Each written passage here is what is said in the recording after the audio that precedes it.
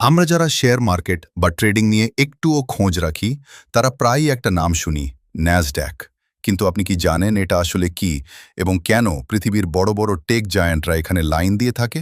খুব সহজ ভাষায়, ন্যাসড্যাক হলো আমেরিকার নিউ ইয়র্কে অবস্থিত পৃথিবীর প্রথম সম্পূর্ণ ইলেকট্রনিক স্টক এক্সচেঞ্জ। আমাদের যেমন স্টক এক্সচেঞ্জ থাকে, ঠিক তেমনি ন্যাসড্যাক হলো এমন একটা ডিজিটাল মার্কেট যেখানে স্টক কেনাবেচা হয়। এখানে কোনো ফিজিক্যাল ফ্লোর নেই, সব চলে কম্পিউটারের মাধ্যমে। ন্যাসড্যাকের আসল স্পেশালিটি হল এটি টেকনোলজি কোম্পানির পাওয়ার হাউস।